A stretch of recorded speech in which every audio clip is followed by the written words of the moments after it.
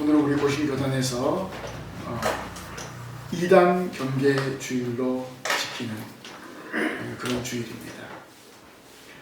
요즘 이단에 대한 심각성을 코로나를 통해서 많이 겪었습니다. 이단 단체에서 모이지 말라는 모임을 가졌고, 또 그런 모임을 통해서 확산이 되었고, 대구 같은 경우는 신천지로 인해서 대구가 혼란에 빠진 그런 일도 있었습니다. 그럼 왜 우리가 이단 경계주의를 지켜야 됩니까? 이 이단의 사상이 교회 안에 침투해서 성도들을 미혹하고 또 교회를 혼란하게 합니다. 그래서 이단에 대한 교회적 대응을 준비하기 위해서 이런 이단 경계주의를 지킵니다. 우리 총회 이단 대책위원회에서 바로 이런 이단에 대한 정책, 이단에 대한 대책을 수립하고 또 모든 교회에게 전달해주고 있습니다. 오늘 본문의 말씀은 사도 바울이 갈라디아 교회와 성도들에 대해서 안타까운 마음을 전하고 있습니다. 그 내용은 무엇인가? 왜 복음에서 벗어났는가? 이런 책망이 담긴 권면의 말씀입니다. 그러면 이단으로부터 갈라디아 성도들을 지키고자 하는 사도 바울의 사랑이 어떻게 드러나 있는지 오늘 본문의 말씀을 통해서 깨닫기를 원합니다. 바울은 갈라디아 성도들과 우리에게 다른 복음은 없다, 이렇게 교훈하고 있습니다. 바울도 사실은 다른 복음을 믿었던 사람이었습니다. 그런데 복음의 종이 된 이후로 사도 바울은 완전히 변화가 되었습니다. 그래서 바울은 복음의 진정성을 강조하면서 자기 자신을 중보해 줄 것을 요구합니다. 10절 말씀에 보니까 내가 지금까지 사람들의 기쁨을 구하였다면 그리스도의 종이 아니니라 라고 했습니다. 여기서 그리스도의 종이라는 고백을 로마서에서는 복음을 위하여 택정함을 입었으니 라고 고백했습니다. 그러니까 자신이 전한 복음이 진정하고 바른 복음이라는 것을 이 복음의 종이 된 자신을 보면 더 확실해질 것이라는 그런 말입니다. 사실 갈라디아 성도들 입장에서 보면은 사도 바울이 전한 복음에 대한 의구심이 어쩌면 당연한 것일지 모릅니다. 그 이유는 바울의 사도권에 대한 정통성 문제입니다. 사도라는 것은 예수님의 12제자에게 칭하는 명칭이 사도입니다. 그런데 이 사도 바울은 예수님의 12제자에 속하지 않습니다. 그렇기 때문에 이 갈라디아 성도들이 바울에 대한 사도권을 생각하고 있었던 것입니다. 그뿐만 아니라 예수를 핍박하는데 선두에 섰던 사람이 바울입니다. 그런 그가 예수님의 증인이 되어 나타났으니 그가 들고 온 복음에 대한 신뢰를 의심할 수밖에 없었던 것입니다. 그래서 바울은 자기가 예수님으로부터 부름받고 사도가 된 과정을 소상하게 많은 서신서에 밝혔습니다. 로마서 15장 16절에는 이 은혜는 곧 나로 이방인을 위하여 그리스도 예수의 일꾼이 되어 하나님의 복음의 제사장 직분을 하게 하사라고 로마에 있는 성도들에게 자신의 사도권을 이야기했습니다. 이제는 예수를 핍박하던 사울이 아니다, 이렇게 전하였습니다. 그리고 사도 바울은 자신이 전한 복음은 자신의 것이 조금도 들어가지 않은 전적인 하나님의 은혜요 예수 그리스도의 은혜임을 증거하는 것입니다. 고린도교회 성도들에게 나의 나 된 것은 하나님의 은혜로 된 것이니 라고 고백했습니다. 사실 다메섹 도상에서 바울이 입은 은혜는 예수님에 대한 부정적인 심령으로 가득 차 있던 때였습니다. 예수님이 틀렸고 자기가 맞았다 이 말입니다.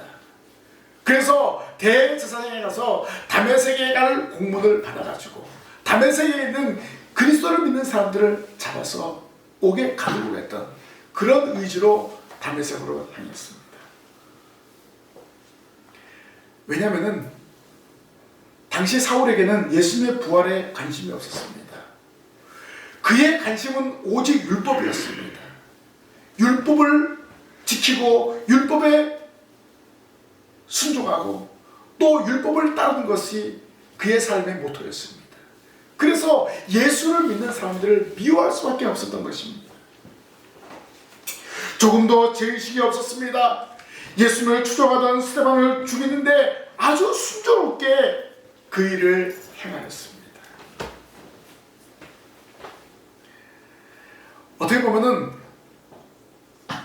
자신의 그 열정으로 예수를 믿는 사람을 그 유대 땅에서 모조리 몰살시키려는 그런 계획을 가지고 있었습니다. 바로 부활하신 예수님을 다메섹 동산에서 만나기 이전의 사울의 모습이었습니다. 그런데 다메섹 사건은요, 이 사울에게 모든 것을 바꾸는 결정적인 전환점이 되었습니다. 그 자리에서 예수님의 음성을 들었습니다. 사울아, 사울아, 어째요 나를 핍박하느냐? 나는 내가 핍박하는 예수라. 예수를 믿는 사람을 잡아서 옥에 가두려고 가는 길에 누굴 만난 거예요? 예수를 만난 거예요. 예수님의 음성을 듣게 되었습니다. 그리고 말씀을 통해서 지시하십니다. 너는 일어나 시내로 들어가라.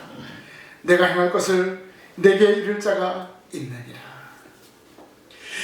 예수님을 죽이는 일에 전력을 다해서 나섰지만 예수는 그를 살리는 길로 인도하셨습니다.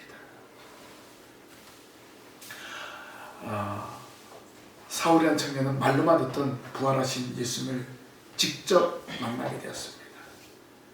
결국 그의 생각과 행동이 바뀌게 되었습니다. 바로 자신이 핍박하던 그 예수님은 구세주이며 메시아이심을 다메섹 도상에서 그 땅에 엎드려져 보게 되었습니다. 그리고 그가 다메섹에 들어가서 3일 동안 금식한 다음에 음식을 먹고 힘을 얻자마자 예수가 하나님의 아들이시고 예수가 메시아이심을 유대인들에게 전하게 된 줄로 믿습니다. 완전히 바뀌었어요. 누구 만나면? 예수님 만나면, 예수님 체험하면 내 삶이 바뀌게 되어 있습니다. 우리가 매주일 예배하는 이유가 무엇입니까? 세상 살다 보면요, 예수님과 관계없는 삶을 살게 됩니다. 또 관계없는 사람들을 만나게 됩니다. 그러다 보니까 우리의 신앙이 자꾸 떨어지는 거예요. 그래서 개인적으로 경건의 시간을 갖고 말씀을 읽고 기도하고 가장 중요한 거 주일 예배를 드려야 되는 거예요. 말씀을 드려야 되는 거예요. 복음이 무엇인지 깨달아야 되는 거예요. 매 순간 복음에 붙잡힌 받는 삶을 살아가야 되는 것입니다. 복음이 무엇입니까? 예수님이 온 인류의 구세주이며 메시아 되신 바로 복음입니다. 이 주님은 생명의 주인이시며 만유의 주인이십니다. 사도 바울은 예전에 그것을 몰랐습니다. 그것을 안 다음부터는 내가 받은 은혜를 전하게 된 것입니다. 그래서 사도 바울은 자신이 전한 복음은 많은 사람에게 증거했는데, 이 복음이 바울이 찾은 것이 아니라 이 복음이 누구에게 찾아온 거예요? 바울에게 찾아온 거예요. 하나님의 은혜는요, 우리가 찾는 것이 아니라 하나님이 우리에게 찾아오시는 거예요. 하나님이 독생자 예수 그리스도를 이 땅에 보내어 주셨습니다. 우리를 사랑하기 때문에. 그러면 찾아오신 예수님을 우리가 어떻게 영접하는 거예요? 사울이라는 청년이 다메섹에서 예수님을 영접했습니다. 그리고 예수님 명령에 순종했습니다. 그래서 바울은 하나님께서 내게 주신 은혜로 말미암아라고 고백합니다. 그러니까 사도 바울은 자신이 받은 은혜의 모든 것이 복음의 증거품이 된 것입니다. 자신이 그리스도의 종이 된 것 역시 자신의 선택이 아니라 복음 대신 예수님이 선택하여 주신 은혜였다는 사실입니다. 내가 여러분들이 하나님을 선택한 것이 아니라 하나님 우리를 선택하여 주신 줄 믿으시기를 바랍니다. 아멘. 이것이 바로 하나님의 절대적인 은혜입니다. 이 은혜로 우리가 구원받았고 이 은혜로 우리가 하나님의 자녀가 되었습니다.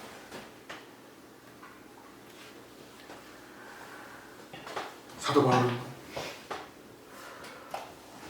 복음의 은혜를 받았기 때문에 복음을 위해서 힘을 쓰고 복음을 위해서 자신의 모든 삶을 바쳤습니다. 사실 당시 유대주의자들은 율법을 충족하지 못하는 복음이 문제가 있다고 주장했습니다. 그러나 이것은 잘못된 것이었습니다.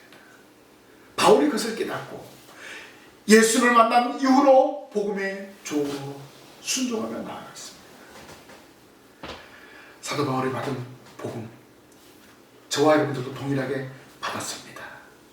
오늘 우리는 이 복음으로 구원의 확신을 받았고 또 다른 사람의 복음을 증가하는 증인으로서의 사명을 감당해야 됩니다.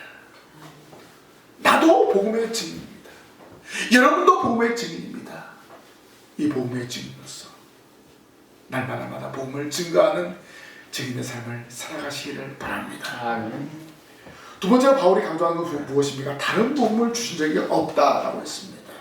7절에 다른 복음은 없나니 다만 어떤 사람들이 너희를 교란하여 그리스도의 복음을 변하게 하려 함이라 라고 했습니다. 여기서 교란하여라는 말은 거짓을 가르쳐라는 그런 뜻입니다. 그러니까 지금 갈라디아 성도들을 혼란하게 하고 있는 것은 거짓 복음, 그리스도의 복음을 변하게 하려는 목적이 있다는 것입니다. 이단의 특징이 바로 여기에 있습니다. 그리스도의 복음을 혼란하게, 교란하게 하는 거예요. 거짓말을 이야기하는 거예요. 이미 비시드라 안디옥에서 유대인들이 그 무리를 보고 시기가 가득하여 바울이 말한 것을 반박하고 비방하거늘이라는 현장 이야기가 사도행전에 기록되고 있습니다. 이단들은요, 복음을 믿지 않으려고 합니다. 오히려 반박하고 또 복음을 방해합니다. 그뿐입니까?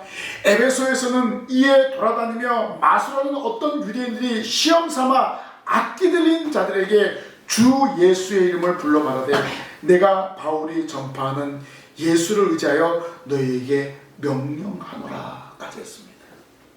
이단의 특징이 뭡니까? 내가 예수다. 그렇죠? 자칭 예수가 많습니다. 그리고 뭔가 이상한 것을 막 행하는 거예요. 사람들에게 막 안수하고 때리고 그래서 사람을 죽기까지 하는 그런 일들이 벌어지고 있지 않습니까? 성경은, 복음은 그렇지가 않습니다. 우리가 예수 그리스도의 복음을 믿고 우리가 입으로 신하게 되어 있습니다.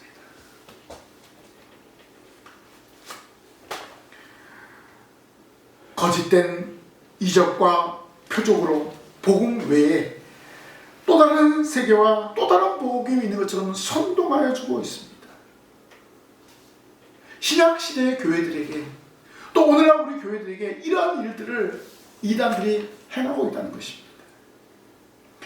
그래서 사도 바울은 단호히 그러나 우리나 혹은 하늘로부터 온 천사라도 우리가 너에게 전한 복음 외에 다른 복음을 전하면 저주를 받을지어다 라고 갈라디아 성도들에게 말하였습니다.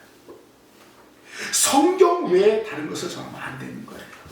자기의 사상과 자기가 만든 교리를 가르치면 그것은 바로 이단입니다. 성경이 말하는 대로 말해야 돼요. 유명한 성경학자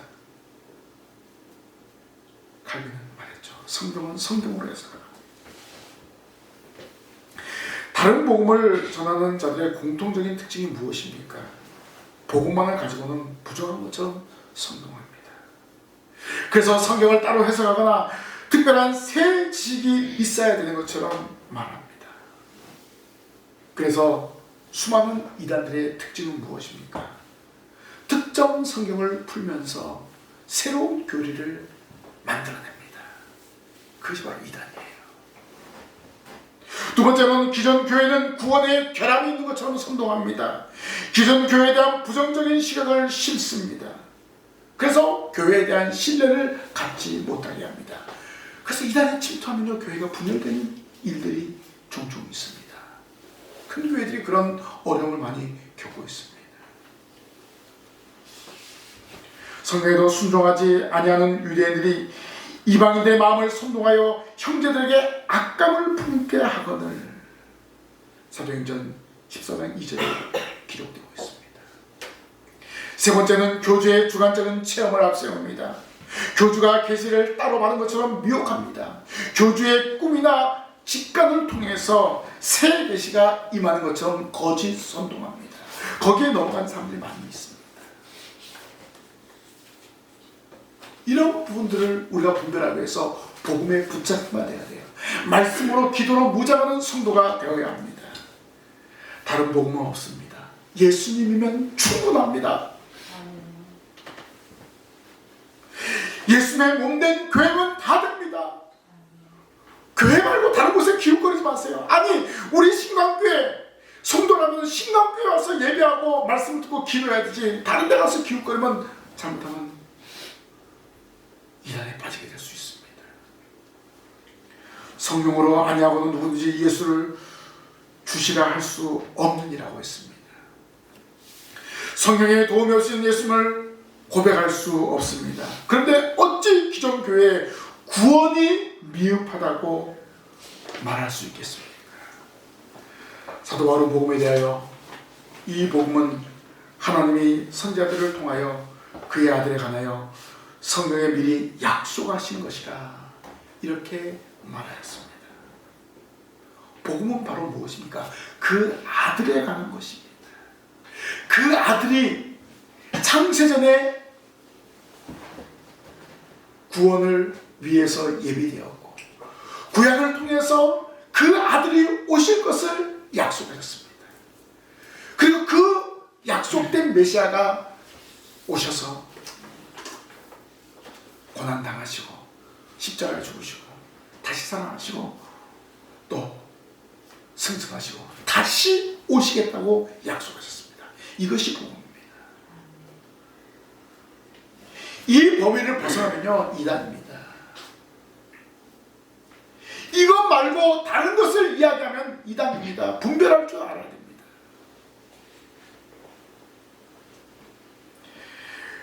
그래서 예수님으로 만족하지 못하고 이단을 따라가는 자들은 영락없이 거짓된 교리나 말에 현혹됩니다. 따라서 이단에 대한 적극적인 대처는 우리 구주 예수 그리스도를 굳게 붙잡는 것입니다. 예수를 굳게 믿고 성경 진리를 바로 따르는 것입니다. 말씀을 바로 듣고 기도하는데 열심을 다해야 됩니다.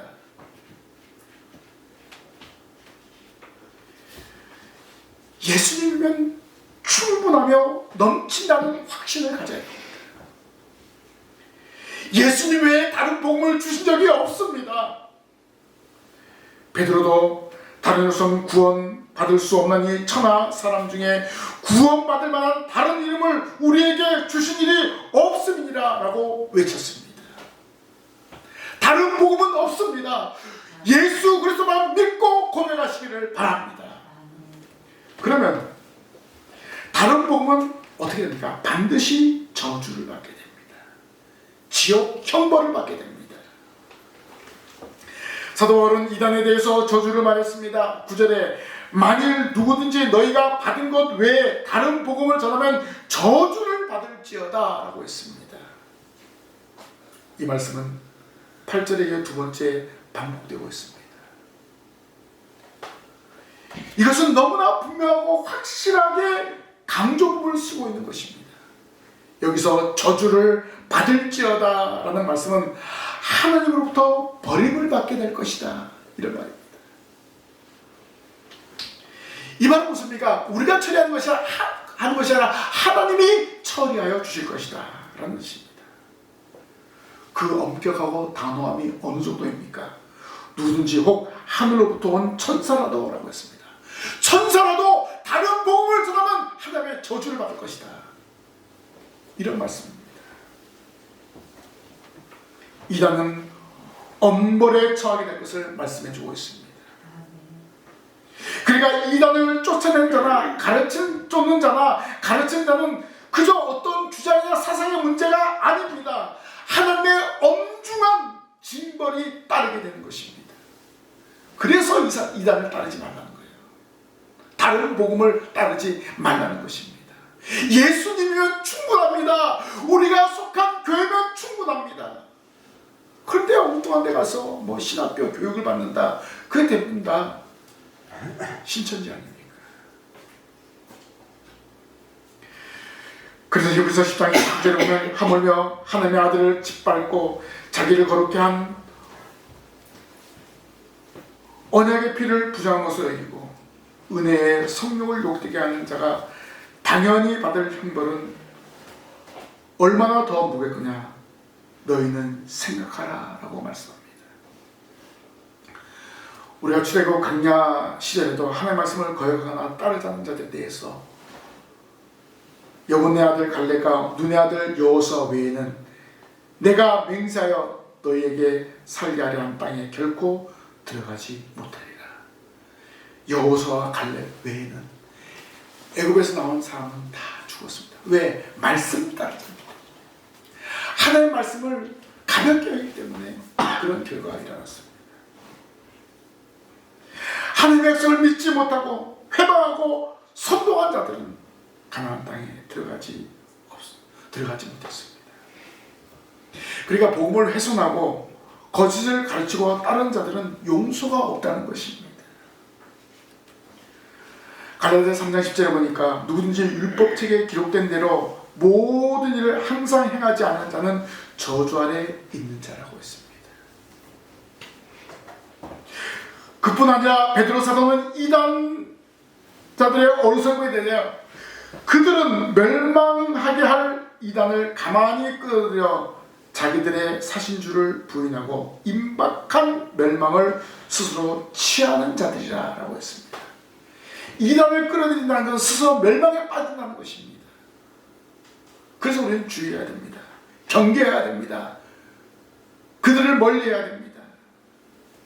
왜냐하면 이단은 스스로 저주의 일을 택한 자들이기 때문에 그렇습니다. 이런 점에서 우리가 이단에 대해서 대응은 바로 해야 된다는 것입니다. 이단에 대한 대응은 나를 보호하는 것입니다. 내가 천국 가는데 방해가 된 요소를 제거하는 것입니다. 어떤 면을 보면 배척 차원이 아니라 교회를 지키고 성도를 보호하고자 하는 그러한 차원에서 이단에 대해서 대처해야 된다는 것입니다. 그래서 우리는 간절한 기도와 사랑의 자세를 가져야 됩니다. 왜냐하면 이단은 쉽사리 사라지지 않습니다. 물러서지 않습니다. 집요하고 교활합니다. 이미 신약교회에서도 이런 이단이 득세했습니다. 그 이단의 역사는 그때부터 지금까지 계속되어지고 있습니다. 점점점 더 강하게 역사하고 있습니다. 그래서 우리는 정신 차려야 됩니다. 깨어 근신해야 됩니다. 성경의 권위를 지켜야 됩니다. 하나님 말씀으로 무장해야 됩니다. 기도로 무장해야 됩니다. 그래서 말씀과 기도로 무장하는 것이 성도의 당연한 의무입니다. 우리가 말씀으로 기도로 무장 안 하면 이단에 넘어가게 되어 있습니다. 교회 중심의 삶을 살지 않으면 이단 교회에 넘어가게 되어 있습니다.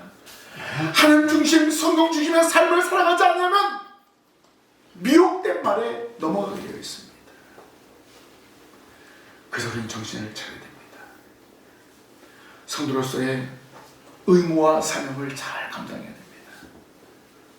이단에 빠진 사람은요, 이런 의무와 사명을 감당하지 않으려고 자꾸 교회를 배척하고 비난하면서 그러다 보니까 부정적인 생각이 들으니까 이단의 그 아주 교묘한 말에 넘어가게 됩니다. 결론적으로 성경은 근신하라 깨어라 너희 대적 마귀는 우는 사자같이 두루다니며 삼킨 자를 찾나니라고 했습니다. 이단은 사탄의 하수인입니다. 시대를 초월하여 나타납니다. 굶주려 우는 사자처럼 주의 백성을 무차별하게 공격합니다. 깨어있지 않으면 먹히게 되는 이치입니다. 따라서 이사는 단순히 서로 다른 생각을 가진 사람들이 아닌 사탄의 졸개요 사탄의 도구라는 사실을 우리는 알아야 됩니다. 말씀에 명하는 대로 근신하고 깨어 있어야 됩니다. 바짝 정신 차리고 철저하게 경계하시기를 바랍니다.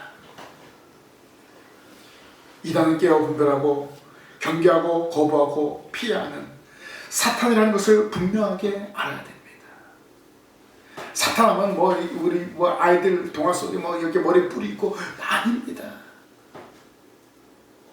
사탄은 영적인 존재입니다. 그 사람의 마음을 사로잡을 수 있어요. 그래서 우리가 성령으로 충만해 있어야 돼요. 말씀으로 충만해 있어야 돼요. 기도로 충만해 있어야 돼요.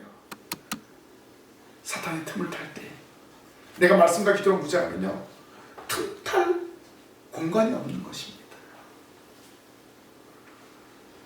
마귀를 대적하라 그리하면 너희를 피하리라. 대적해야 됩니다. 그러면 대적하려면 어떻게 합니까?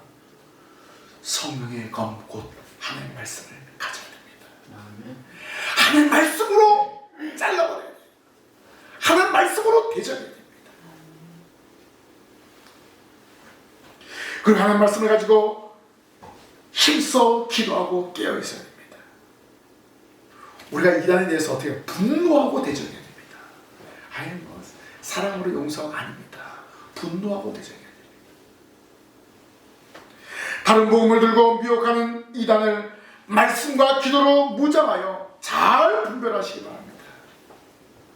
그리고 그 이단을 물리칠 수 있도록 말씀으로 성령으로 충만한 그런 삶을 살아가십니다.